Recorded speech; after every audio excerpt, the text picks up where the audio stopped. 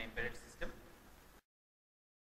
Today we shall study another communication protocol that is used to facilitate communication between various devices connected in an embedded system, that is called inter-integrated circuit or I2C protocol. So, I2C is so one of the biggest challenges when it comes to communication between various devices is different vendors manufacture different devices, and each have got their own electronic circuits with their own specifications. So, there isn't a single universal company that manufactures all the devices that can talk to each other. It is not there like that. So, if you consider the computer you use, you have the LCD manufactured by one vendor, processor manufactured by some other vendor, then you have the mouse manufactured by some third vendor, the keyboard manufactured by some fourth vendor, and then you put them together and assemble your computer. So, that is a very naturally the kind of devices that we put together to develop the system is very much heterogeneous in nature, heterogeneous with respect to their specifications, heterogeneous with respect to their mode of operation, and so naturally if you want the devices to communicate with each other, to talk to each other, there should be a common language that should facilitate the communication of the devices. For example, if we take the example of this class, then some of you are Hindi speaking, some of you are Telugu speaking, I am a Bengali speaking guy, some of you are Tamil speaking. So, if we all interact, we try to interact using our mother tongue, then that is simply not possible. I will not be able to understand what you are speaking, or you will not be able to understand what I speak. So, naturally we need to have a common language with which we can talk to each other. But these days, fortunately enough, because of this natural language processing,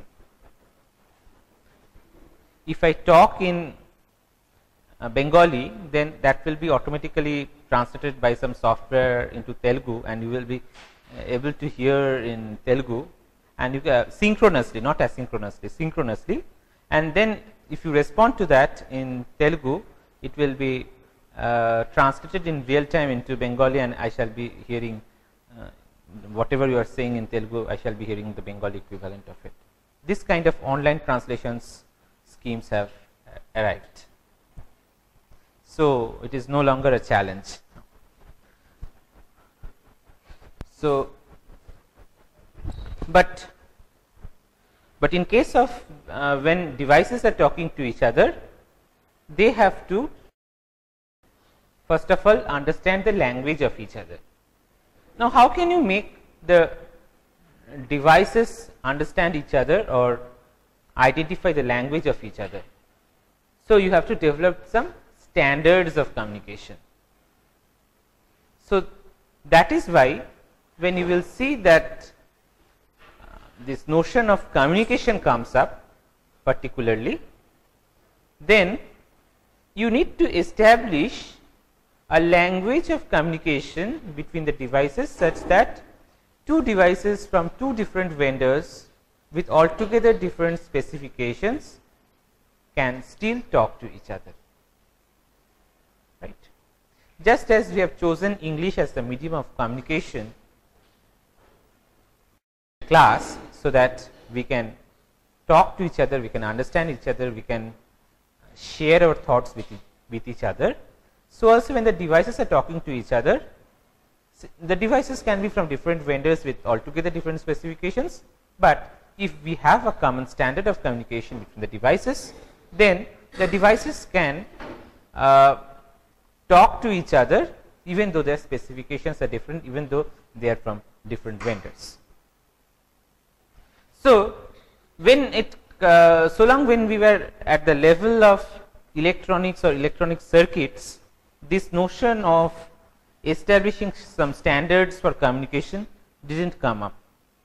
But when we have multiple such devices talking to each other, we need to have a commonality in the mode of interaction that is going on between the devices.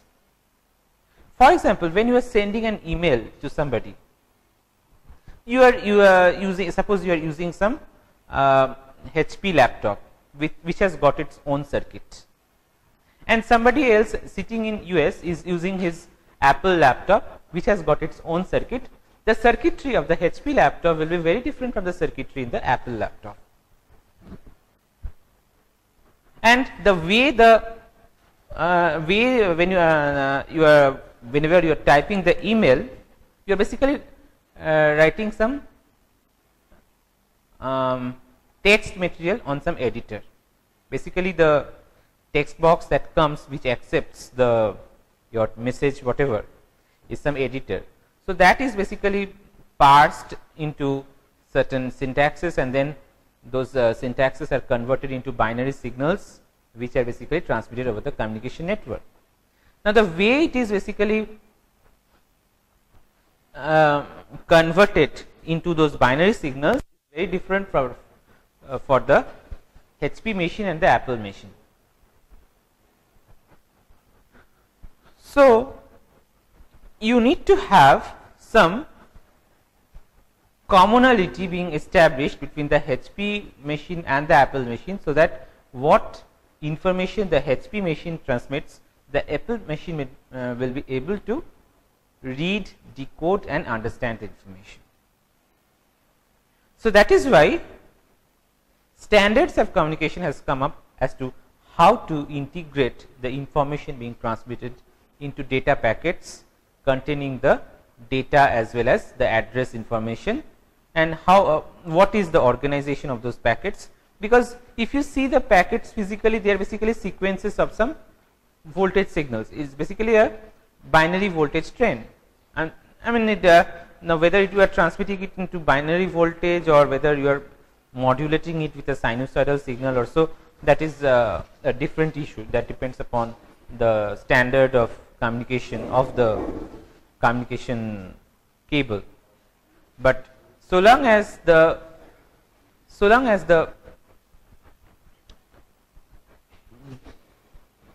information being transmitted, they are basically transmitted in the form of binary signals. Now, this binary signals have to be organized into a proper packet form before you can transmit it. Otherwise, the destination won't be able to understand what you are sending, right? So, that is why all these standards of communication has come up. In our last class, we have studied one such standard of communication, that is the serial peripheral interface, which is basically a 4-wire protocol. Today, we shall understand a 2-wire protocol, that is called I2C or inter-integrated circuit. So, the I2C is called inter-integrated circuit. It is pronounced as I squared C or sometimes called I2C. As I said, that it is basically a 2-wire serial bus specification, which means just 2 wires are used for establishing the communication between the transmitter and the receiver. So, this standard was invented by Philips Research in the early 1980s. Now, Philips Research has got amalgamated with NXP Semiconductors. So, it is now the patent which was being held by Philips has now become the property of NXP Semiconductors. So, but now the patent has got expired also.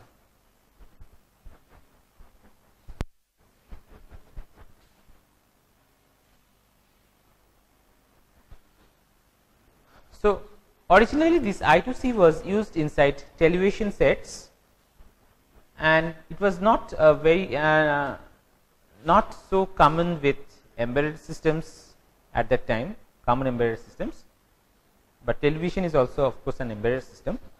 But now it has become a very common peripheral bus standard, popularly used in embedded systems, and many companies such as Philips, National Semiconductors, Zyker, Siemens, and all of them are using I2C these days.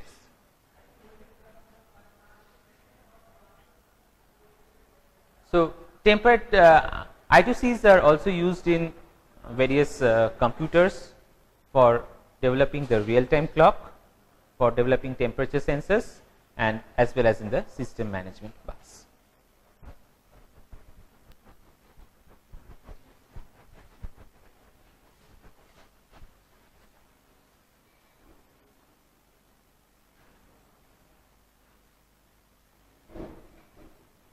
Coming to the bus architecture of I2C, you can see that we are basically having two wires over which the communication is taking place and being controlled.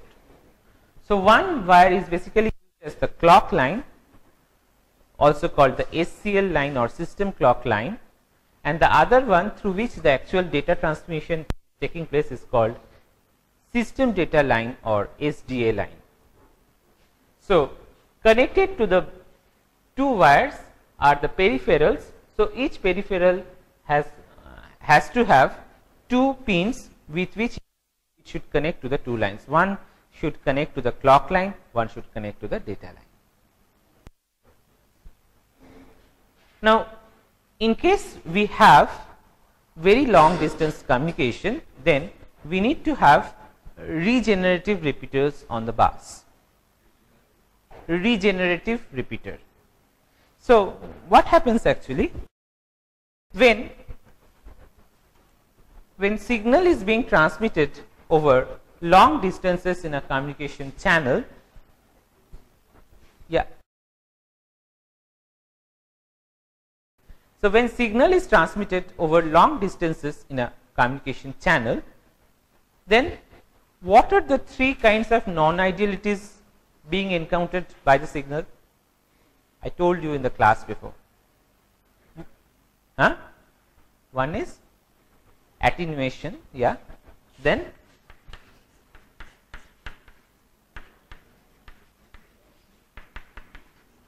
yeah, crosstalk is the effect. What is the cause?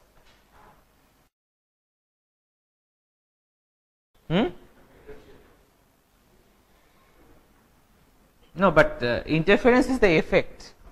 What is the cause? No, attenuation means as suppose you have a sinusoidal signal like this, right? Now, this transmission line has got distributed resistance in it. That means it has got its resistance, capacitance, and other parameters distributed over the length of the transmission line. So, whenever you specify a transmission line, you specify resistance per unit length, capacitance per unit length, like that. Now, because of this resistance or because of this impedance, as the signal passes along the transmission line, it gets degraded more and more. That means its amplitude keeps on decreasing as you are propagating the signal along the transmission path. So, because of that, the signal amplitude becomes lesser and lesser. So, attenuation is very easy to control. You simply need to use an amplifier to amplify it. Delay distortion, yes. So, the second problem, which is to some extent predictable and correctable, is the delay distortion. That means the channel has got a finite bandwidth over which it can faithfully transmit a signal over the communication line, and outside that bandwidth the signal gets attenuated substantially. So, essentially a communication channel acts like the kind of a band pass filter, which means that over a specific band it should faithfully transmit the signal, and outside the band the response of the communication channel becomes very attenuative to the propagating signal. And therefore, when you are transmitting a train of pulses,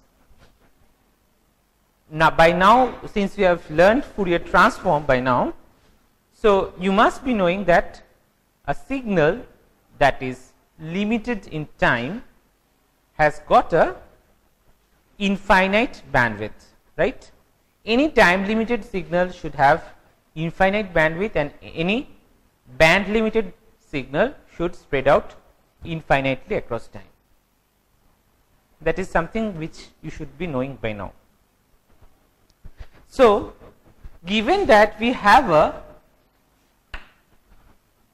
train of binary signals, you can look into those binary signals as a chain of rectangular gate pulses. So, each such pulse should have infinite bandwidth. You can look into a train of binary pulses as a train of rectangular gate pulses. So, each such pulse should have infinite bandwidth. Now, because of this infinite bandwidth, you cannot limit such signals to within this finite part of the spectrum. So, what happens? The part of the spectrum that lies outside the allowable bandwidth of the communication channel gets attenuated. So, different frequency components of the signal are delayed by different amounts, and as a result of which the pulses tend to spread out over time, and this is what we mean by delay distortion. One of the important effect of this delay distortion is that the adjacent pulses get overlapped with each other, leading to the formation of inter-symbol interference or ISI, and we popularly call it crosstalk problems. The third thing which is very unpredictable, except if you have some statistical information about the signal, is noise. Noise means we do not have any idea about the nature of the signal. It is very random in nature. In most cases, we even do not have the statistical information about the noise also, but in some cases we can have some statistical information about the noise, and we use it to find out the region of the spectrum which is more suitable for transmission of the signal, or region of the spectrum where we shouldn't use where we shouldn't try to propagate the signal. So, for example, two popular kinds of noises are there in most of the circuits. One is called thermal noise and the other one is called flicker noise. I do not remember whether I talked about those noises in my second semester class. Did I talk about it? Thermal noise and flicker noise. So thermal noise is basically because of the random vibration of the metal atom sitting in the crystal lattice, which collides with the electrons that are flowing through the wire. So, when these electrons collide with the metal atom sitting in the crystal lattice, they deflect here and there, and because of which there is a randomness in the potential being generated. Now, as you go on increasing the temperature, the randomness becomes more and more, and therefore, the circuit becomes more and more noisy. So, that is the thermal noise. The other one is when electrons are propagating along wires, they tend to get trapped in the dangling bonds of the metal atoms, and then these electrons are spuriously released. So, as you go on increasing the frequency of transmission of the signal, the probability of getting the probability of the electrons getting entrapped in those dangling bonds becomes lesser and lesser, and therefore, the chances of electrons getting entrapped in those dangling bonds and being released spuriously becomes lesser. So, such kind of noise is called flicker noise.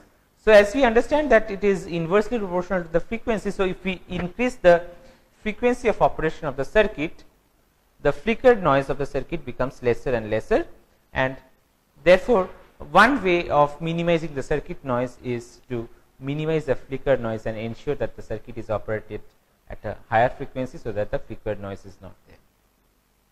So, you have studied instrumentation amplifier in the last semester.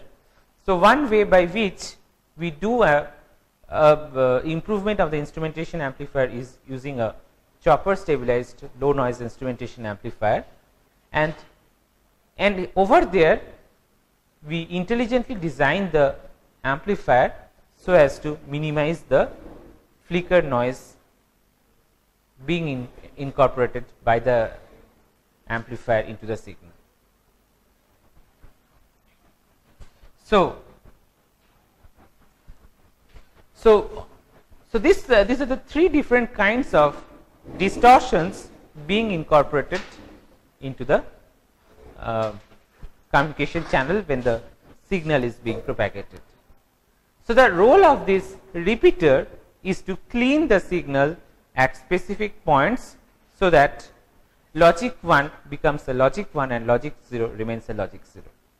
So, what happens, suppose a signal is propagating like this. Suppose this is, let us consider a signal like this. Because of this attenuation, its amplitude gets degraded and maybe it becomes something like this. So, let us assume that we have 5 volts representing a logic 1 and 0 volt representing a logic 0. Now, because of attenuation, this 5 volt becomes lesser and lesser from 5 volts, becomes less and less compared to 5 volts. So, from 5 volt it becomes 4.9, 4.8 like that. Continuing in this way, so long it is more than 2.5 volt, you can say that it is a logic 1. Moment it comes below 2.5 volt, you will if you further allow it, then you will have a decision making error whether it is a logic 1 or a logic 0, because you have defined the threshold of comparison as 2.5 volt. Any voltage greater than 2.5 volt should be read as logic 1, any voltage less than 2.5 volt should be read as logic 0.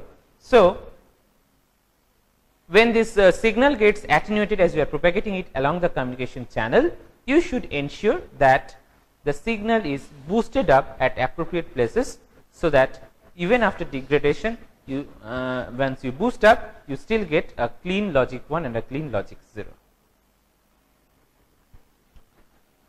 So, that is basically the role of this regenerative repeater. So, in any communication system, we keep repeaters at specific points which detects the incoming signal and transforms a weak logic 1 into a strong logic 1 and a weak logic 0 into a strong logic 0, which means even if its inputs are something like 3.8 or 0.7 volts, it should produce correspondingly the outputs of 5 volt and 0 volt.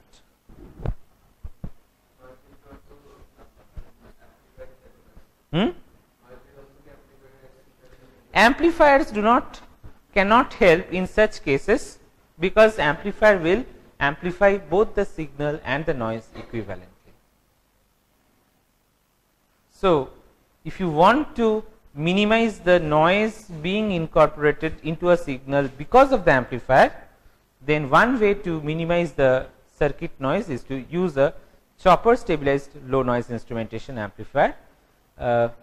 In case of analog, when we will study analog designs in the next year, then you will have to read it in details. I do not know whether it will be covered in LEC or not. If it is not done in LEC, it will be done as a part of analog and mixed signal design course.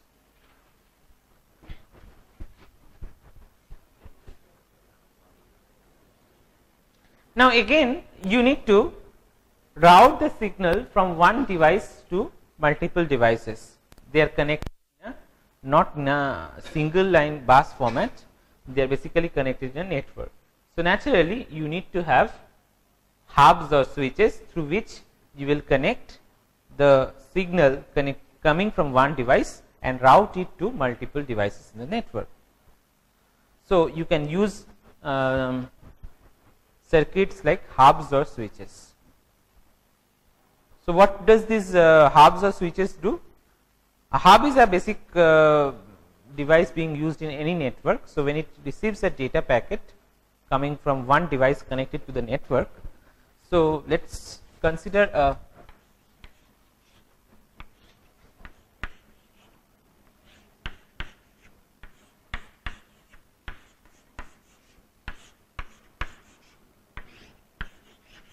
let us consider these 6 devices connected in a network, and this device wants to send data packets to this device in the network. Suppose we want this device to send data to this device in the network.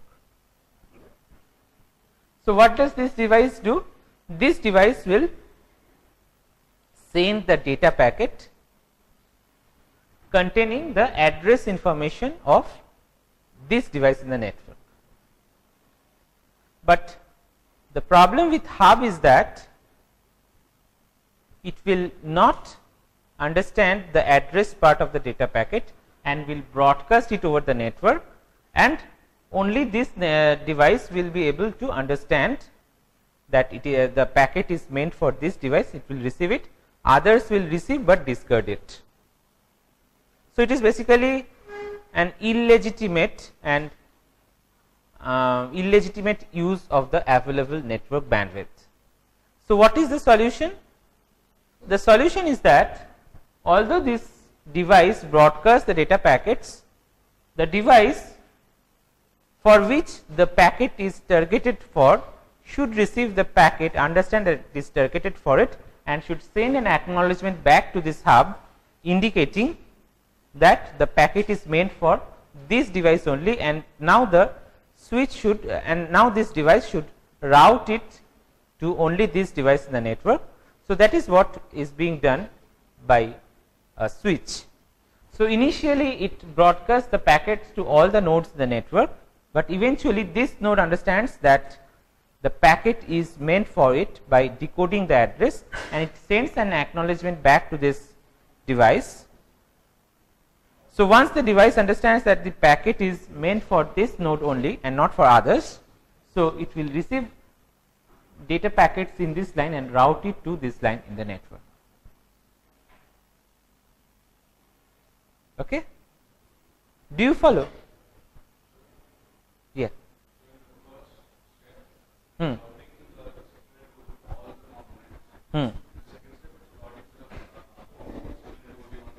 Yeah.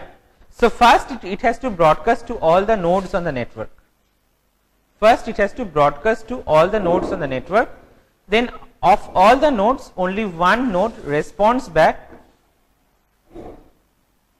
Of all the nodes only one node responds back acknowledging the receipt of the data packet. So, the node to which the data packet is targeted for responds back to the switch stating that the data packet is meant for that node. So, now the switch comes to know what is the destination location for the data packets coming through this line. So, now whatever packets are coming in this line is routed to this line in the network. So, essentially a switch has got the capability to understand the addresses of the data packets of although through an indirect mechanism, that is it basically is used to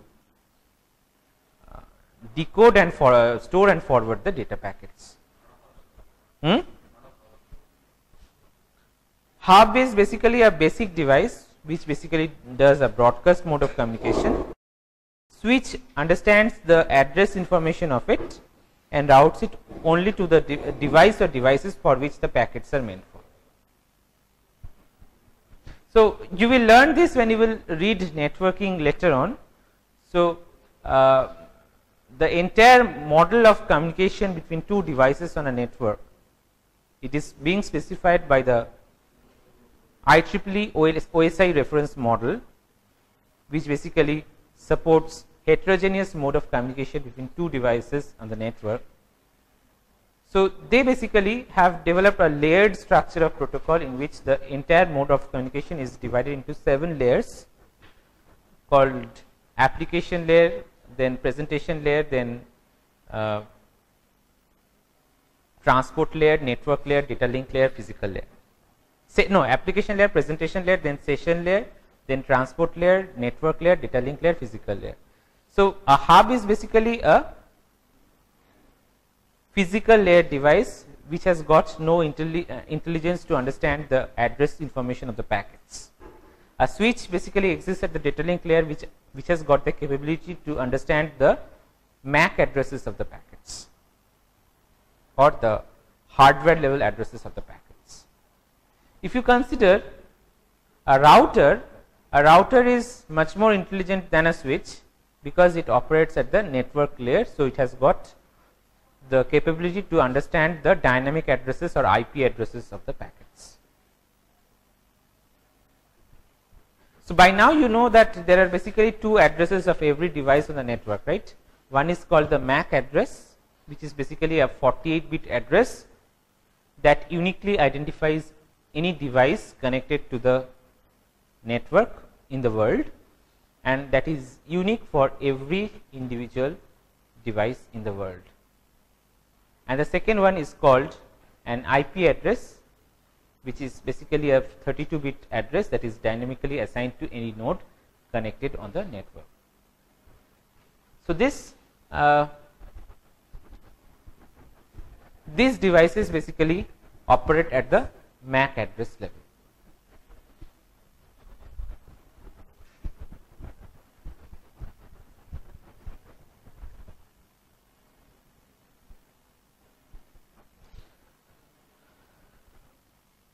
So, I2C is basically a 2-wire serial protocol with addressing capability. So, it supports speeds up to 3.4 megabits per second, which is quite low speed. Now, you may be asking me the question that why is the speed so low, because we have to also transmit various address informations along with the data. So, normally these speeds are measured with respect to the actual data being transferred. So, when we talk of this 3.4 megabits per second, it basically refers to the total set of actual data being transmitted divided by the time. So, naturally the quotient comes down because of that. Now, when you are actually having this kind of communication, the communication is taking place in a master slave mode, there can be multiple masters in the network also.